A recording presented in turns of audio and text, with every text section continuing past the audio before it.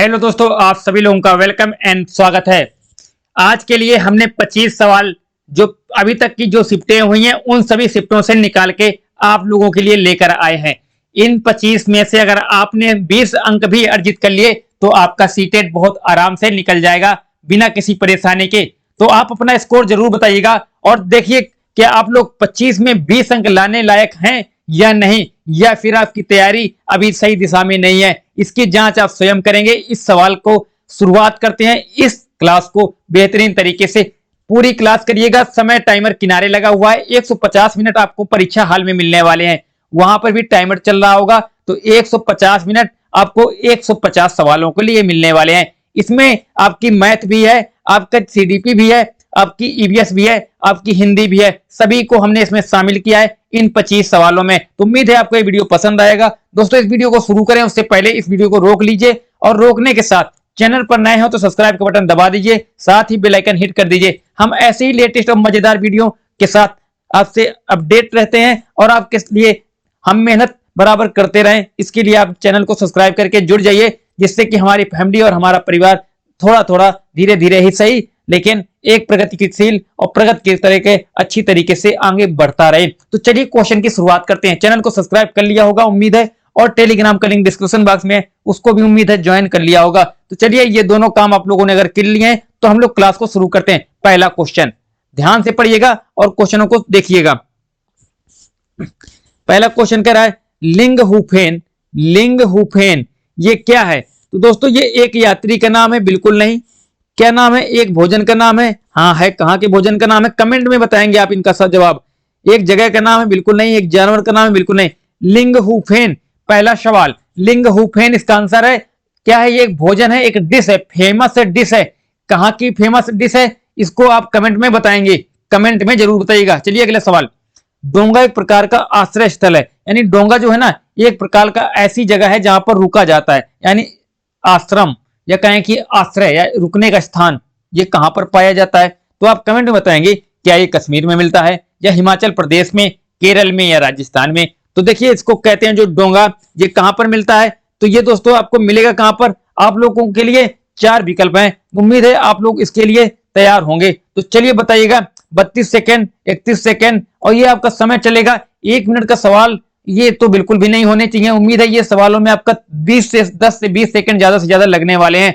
तो इसका जो राइट आंसर होगा कमेंट में जरूर बताइएगा। डोंगा के अलावा हिमाचल प्रदेश का आश्रय स्थल अगर आप जानते हो, केरल का या राजस्थान का, इनमें से सभी के अगर आप आश्रय स्थल जानते हो तो कमेंट में जरूर बताइएगा। और ये भी बताइएगा कि आप यूपी से भी हैं तो कमेंट में हर एक क्वेश्चन का आंसर दीजिएगा। और 25 में कितने अंक आपने अर्जित किए ये भी बताइएगा। तो इसका आंसर क्या होगा दोस्तों? ये कश्मीर का है। अगर कोई सवाल आपको लगे कि ये गलत बताया गया है तो वो भी कमेंट में बताइएगा। हम पूरा प्रयास करते हैं कि आपको वेरीफाई तरीके से आपकी चीजें पहुंचा पाए। हो सकता है कभी कभी मिस्टेक हो जाए कोई, तो उसके लिए भी क्षमा मांगते हैं पहले से ही। तो चलिए अगले सवाल की तरफ। निम्न में से किन पक्षियों की दृष्टि मनुष्य से 4 गुना ज्यादा होती है? निम्न में से किन पक्षियों की दृष्टि मनुष्य से 4 गुना ज्यादा होती है? तो आपको मालूम होगा कौवा तो होगा नहीं। कौवे की दृष्टि 4 गुना क्या 2 गुना भी ज्यादा नहीं होती? ठीक है। अब आपको मालूम है, टाइमर बगल में चल रहा होगा, तो आपको चील जो है, ये जो चील है ना इसकी 4 गुना ज्यादा होती है, मालूम है ना आपको। दूसरा गिद्ध, इसकी भी 4 गुना ज्यादा होती है। चील गिद्ध के अलावा एक और ऐसा पक्षी है जिसकी 4 गुना ज्यादा होती है, वो कमेंट में आप बताएंगे कौन होती है। तो इसका क्या आंसर जाएगा आपका? पहला, दूसरा, यानी ए और बी दोनों विकल्प सही हैं। तो इसमें लगे कितना समय इसको हमने बताया। ये मैक्सिमम 2 सेकंड का सवाल था। चलिए। पुरुषोत्तम एक बार रेगिस्तान उद्यान में घूमने गया। उसने वहां देखा कि सारे पौधे कटीले हैं, उनमें पत्तियां न के बराबर थीं। मरुविद पौधे रेगिस्तानी पौधों जैसे कैक्टस में प्रकाश संश्लेषण यानी भोजन का निर्माण किस भाग में होता है? तो देखिए अब ये कह रहा है कि जो कांटेदार पौधे होते हैं जिसको कैक्टस वाले पौधे, उनमें जो भोजन का निर्माण होता है कौन सा भाग होता है? तो कांटों में होता है कि जड़ में कि तने में या किसी भाग में नहीं होता? तो देखिए एक बात याद रखना है, कांटों में नहीं होता है, जड़ से भी नहीं होता है। ये जो उसके जो तने निकले होते हैं ना चारों तरफ को फैले फैले, उससे होता है। किससे होता है? तनों से। तो आंसर इसका सी जाएगा। इसका हमारा चौथा किसी भाग से ना होना कहना ये पूरी तरीके से गलत है। इसके लिए भी 60 सेकंड समय नहीं लगा, जबकि आसानी से आराम से किया गया। तो आप लोग जरूर एक एक चीज को गौर करिएगा। क्वेश्चन पढ़ने से लेकर पूरा समय 60 सेकंड का टाइमर चल रहा है, बताइएगा कितना समय आपको लगा। निम्न में से किस राज्य की सीमा उत्तर प्रदेश से नहीं लगती है? तो आपको मालूम होगा बिहार तो लगता है। देखिए गुजरात जो है, गुजरात ये तो एकदम से यहां पर है। अगर हम बात करें कुछ ऐसे अगर नक्शा बनेगा, तो अगर हम ऐसे नक्शा बनाएं तो क्या होगा, तो आपका गुजरात तो यहां पर है, ये गुजरात आपका गुजरात, और उत्तर प्रदेश कहीं यहां पर है, तो इसकी सीमा तो लगेगी नहीं।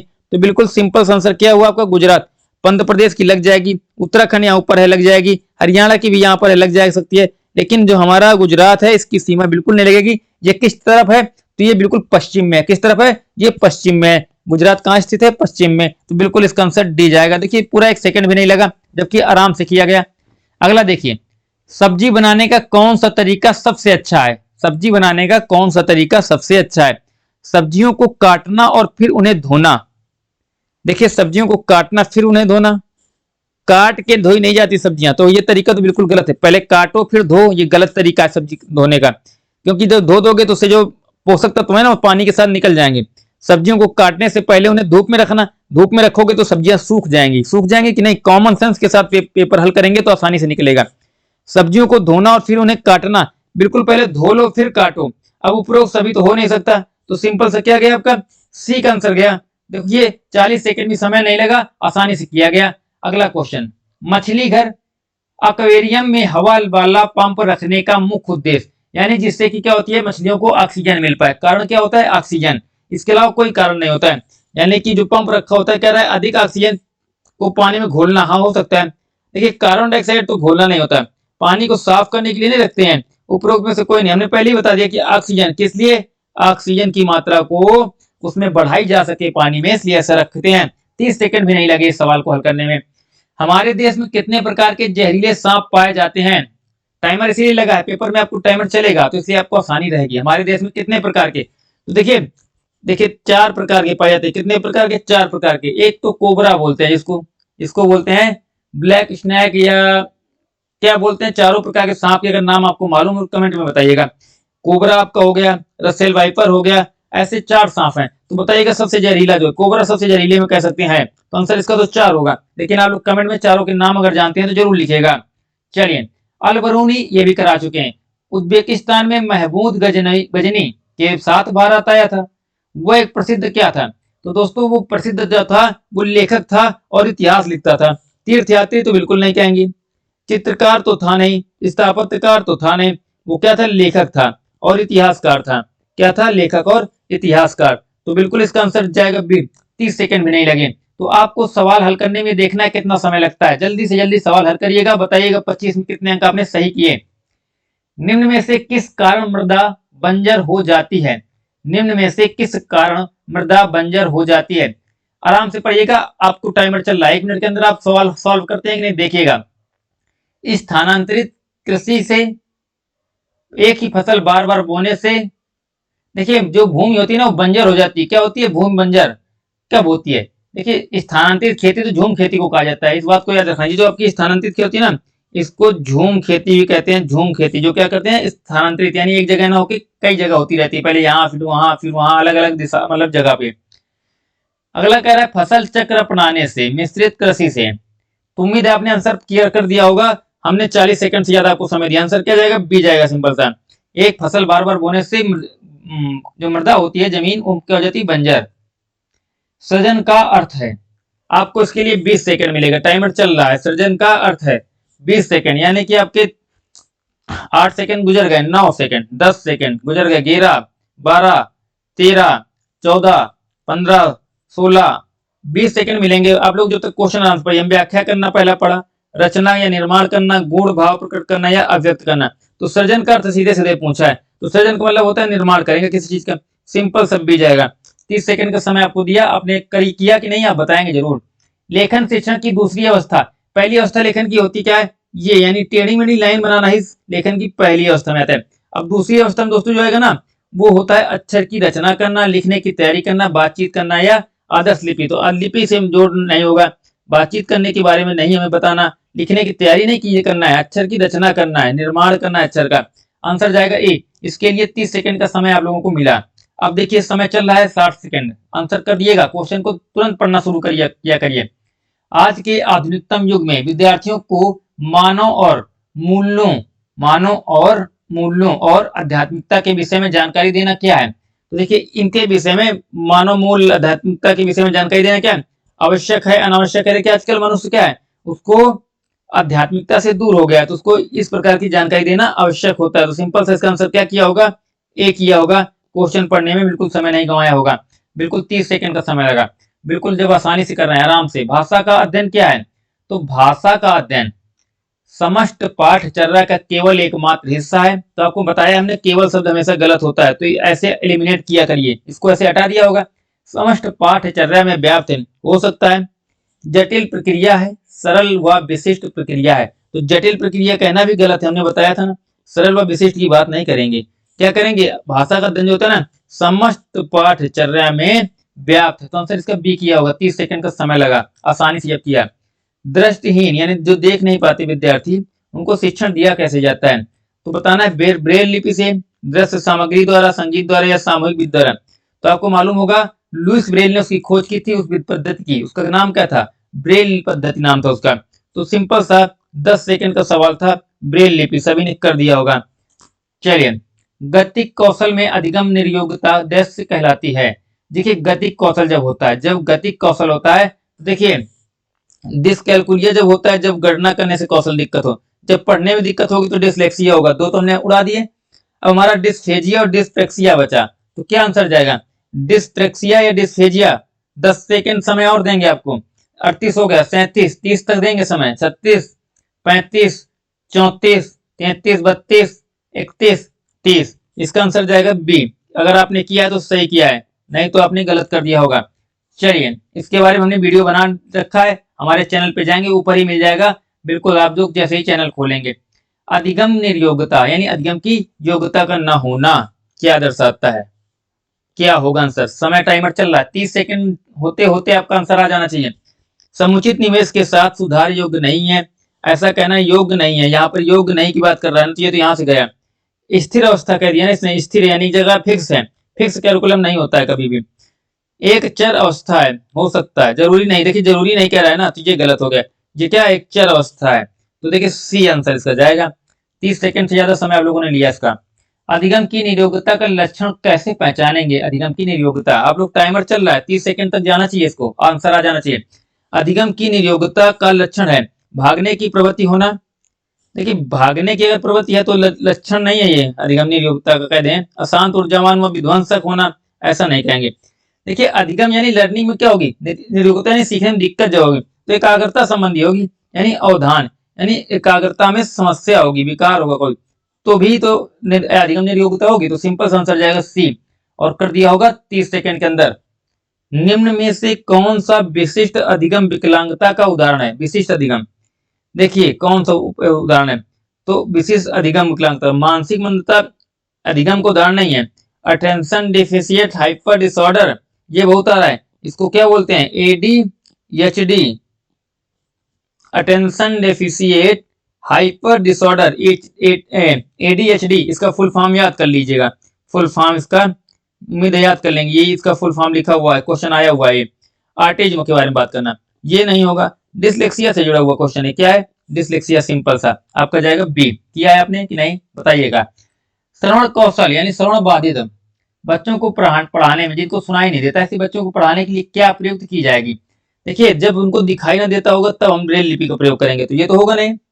सांकेतिक भाषा का यंत्र का करना नहीं है सभी का नहीं, ऐसी भाषा का, संकेत वाली भाषा का प्रयोग करेंगे। देखा होगा टीवी में संकेत दिया जाता है ना, हाथों का प्रयोग करके, उंगलियों का प्रयोग करके, तो बिल्कुल सिंपल से जाएगा बी।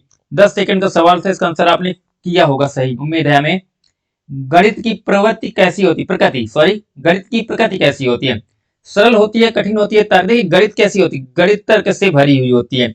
इसके लिए तो 10 सेकंड मिले हैं। सरल कहना, कठिन कहना, ये तो बिल्कुल निरर्थक बातें, सदुपयोग, ये सब कैसी बातें? निरर्थक बातें। गणित की जब भी बात आएगी तो रीजनिंग से जुड़ा हुआ है, गणित का मतलब रीजनिंग, रीजनिंग की बात करेंगे हम, तो जब रीजनिंग की बात करेंगे तो तर्क से जोड़ देंगे सीधा। तो गणित की बात क्या जाएगा? तर्क से। तो बिल्कुल सिंपल आंसर किया होगा। 10 सेकंड का सवाल था, इसके लिए पूरे 60 मिनट सेकंड मिल रहे हैं। देखिए हल करिए। बच्चों को सीखी गई गणितीय तकनीकों को समझकर उनका उचित उपयोग करना सिखाना चाहिए। ये अनुशंसा है। ये किस चीज की अनुशंसा है? देखिए 1975 की बात कहना, 88 की बात कहना गलत है। कह रहा है कि बच्चों को सीखी गई गणितीय तकनीक को समझकर, गणित की जो तकनीक है ना उसको समझकर उनका उचित उपयोग करना सिखाना चाहिए। ये अनुशंसा है। ये हमारी अनुशंसा किसकी थी? ये हमारी अनुशंसा एनसीएफ 2005 की थी। किसकी थी? ये एनसीएफ 2005। सिंपल सा, हमेशा इसी को मारना है। एनसीएफ 2005 याद रखिए, क्योंकि ज्यादातर इसी में नई नई संतुतियां हुई थी। तो सिंपल से इसका आंसर क्या होगा? डी सभी का। समय नहीं लगा इसमें, किसी को उम्मीद है। अगला टाइमर शुरू हुआ आपका 60 सेकेंड। गणित की पाठ्य पुस्तक में अभ्यास समय को क्यों नहीं शामिल किया गया? गणित की पाठ्य पुस्तकों में अभ्यास समय को क्यों शामिल नहीं किया गया? तो अभ्यास समय को शामिल क्यों नहीं किया गया? कह रहा है देखिए ऐसा इसलिए नहीं किया गया, देखिए रोचक बनाने हेतु रोचक थोड़ी ना बनेगा। विस्तृत अधिगम का अवसर, देखिए आपको बताया था अवसर विकल्प दिख जाए, आप समझ लीजिएगा जहां पर दिखे अवसर वहां पर मिलेगा आंसर। जहां पर दिखे अवसर वहां पर मिलेगा आपको आंसर। तो उम्मीद है आपने आंसर किया होगा बी। सिंपल सा, इसके लिए तो 10 सेकंड का समय भी नहीं लगा होगा। अगला कह रहा है गणित की संकीर्ण उद्देश्यों में शामिल है। देखिए गणित संकीर्ण उद्देश्यों के लिए नहीं होता, ब्रॉड के लिए होता है। संकीर्ण की बात करना बिल्कुल पूरी तरीके से निरर्थक है। संकीर्ण उद्देश्य किसमें शामिल होंगे? संकीर्ण यानी सीमित उद्देश्य होते हैं जिसमें। तो सीमित उद्देश्य किसमें शामिल होंगे? संख्यात्मक कौशल में हो सकता है, अमूर्त में तो सीमित होंगे नहीं। यहाँ पे तो पूरा खुला बाजार है। ये कैसे बंद वो वाले हैं, बंद क्वेश्चन है ये एमसीक्यू टाइप होते हैं। संकीर्ण में क्या होते हैं? एमसीक्यू टाइप क्वेश्चन आते हैं, ध्यान रखना। एमसीक्यू टाइप जो क्वेश्चन होते हैं वो संकीर्ण में आते हैं। अमूर्त में तो संकीर्ण हो नहीं सकता, क्योंकि यहाँ तो पूरा खुला है चारों तरफ। बीजगणित की शिक्षण कहना, उपरोक्त सभी कहना गलत है। संख्यात्मक कौशल की जब बात आएगी ना तो आंसर आपका जाएगा सिंपल सा ए। उम्मीद है इसका आंसर किया भी होगा। 1 मिनट का समय किसी भी क्वेश्चन में नहीं लग रहा, आप लोग देख पा रहे होंगे। निम्न में से किसके द्वारा गणितीय चिंतन एवं विचार को दर्शाया जा सकता है? गणित के चिंतन और विचार को दर्शाया जा सकता है। तो आपको बताना है हस्त के गणित की बात है तो हस्तपरक प्रतिमान करना। मौखिक और लिखित की बात करेंगे क्या? तो हमें ऐसे कह सकते हैं, इसमें एक चीज पे फोकस नहीं करेंगे। क्या करेंगे? इसकी बात अगर हम करेंगे तो ये हमारा क्या होगा? हस्तलिखित प्रतिमान के द्वारा, मौखिक लिखित भाषा द्वारा, वास्तविक संसार की स्थितियों द्वारा। तो गणित के चिंतन की बात, यहाँ पे देखिए क्वेश्चन पढ़ने में थोड़ी मिस्टेक हो गई थी। गणित में चिंतन भी शामिल है और विचार भी शामिल है। तो फिर बिल्कुल ये भी होगा, मौखिक लिखित ये भी होगा, वास्तविक संसार की स्थितियों का भी होगा। आंसर सिंपल सा डी जाएगा। उम्मीद है आप लोगों ने आंसर सभी का किया होगा सही तरीके से। अगर आप लोगों ने यहाँ तक कितने आंसर किए कमेंट में बताएंगे, कितना आंसर किया है कमेंट में जाके बताइए कितना। हमने कहा था आपकी 25 क्वेश्चनों में से 25 में से आपका कितना स्कोर है कमेंट में बताएंगे। और चैनल पर नए हैं तो सब्सक्राइब करके जरूर जाइएगा, बिना सब्सक्राइब किए मत जाइएगा। ऐसे ही बेहतरीन क्लास के लिए जुड़े रहिए। इस क्लास को यहीं पे एंड करते हैं। समय के साथ बताइएगा कितने क्वेश्चन आपके सही थे। अगर आपने 20 प्लस यानी हम ये कहे 22 प्लस अगर ऐसे सिंपल क्वेश्चन में किया है तो आप ये मत मानिएगा कि सिंपल क्वेश्चन थे। सिंपल क्वेश्चन बिल्कुल नहीं थे।